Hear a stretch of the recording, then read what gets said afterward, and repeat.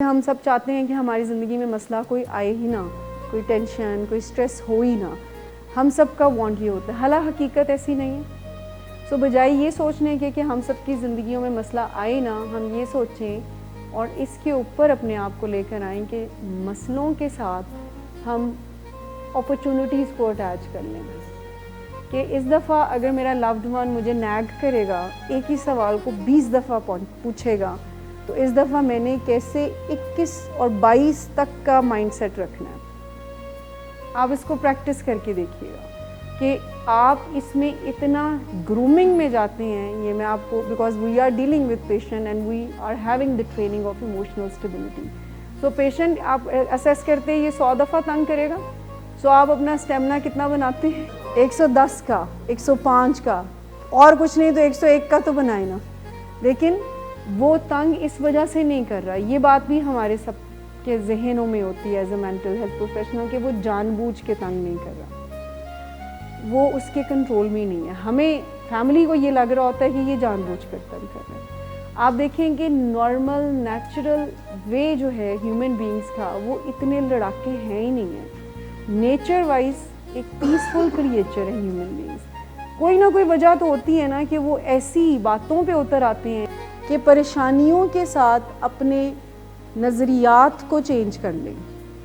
परेशानी, मुश्किल, trouble loved one के ज़रिए जब आएगी तो मैंने इससे लिए अपने आप को प्रिपेयर करने। अगर वो मुझे 100 दफ़ा पूछेगा कि मुझे घर लेके जाएं, या मेरा स्टैंड अपलिफ्ट कर दें, या मुझे बाहर जाने की इजाज़त दें, या मुझे जॉब करने की इजाज़त दें, या XYZ जो भी बात, सो आप अपने आप को प्रिपेयर रखें कि मैंने तंग नहीं पड़ना। और इसलिए तंग नहीं पड़ना कि ये 50 दफ़ा कहेगा तो मैं 55 दफ़ा का प्लान बना के रखूं, ठीक। और अपनी नर्व्स को अपग्रेड इस पे आप होता हुआ महसूस करेंगे जब आपके लेंस चेंज होंगे। दूसरी बात जो मैंने की आपसे, कि जब आप उनको देखेंगे ही मोहब्बत की नज़र से, जब आप ये सोचेंगे ही नहीं कि ये जानबूझ के कर रहा है।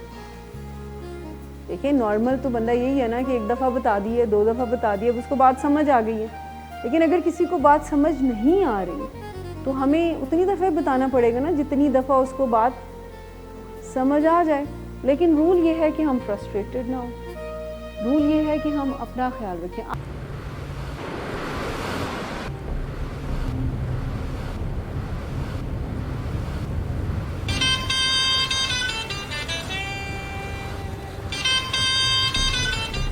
अच्छा, तो अभी तक तुम्हारा इस चीप लड़की के साथ चक्कर चल रहा है? तुम कौन होती हो मुझे पूछने वाली? ओके, और तुम इन घटिया लड़कियों के साथ गुलछर्रे उड़ाते फिरो, तो मैं चुप बैठूं?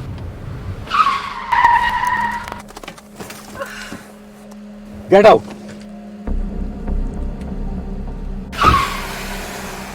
शराब नोशी की वजह किरदार की खराबी नहीं, मूड की खराबी है। शराब नोशी कभी भी नशे की बीमारी में बदल सकती है। नशे की बीमारी हर स्टेज पर काबिले इलाज है। मदद हासिल कीजिए, क्योंकि वो ऐसा नहीं करेगा। विलिंग वेज से मदद हासिल कीजिए, कहीं से भी मदद हासिल कीजिए, लेकिन फौरी मदद हासिल कीजिए। जिस मुआवजे के इंतजार में आपने बहुत देर कर दी, अब वो दस्तक दे रहा है। मदद हासिल कीजिए, मदद हासिल कीजिए, मदद हासिल कीजिए।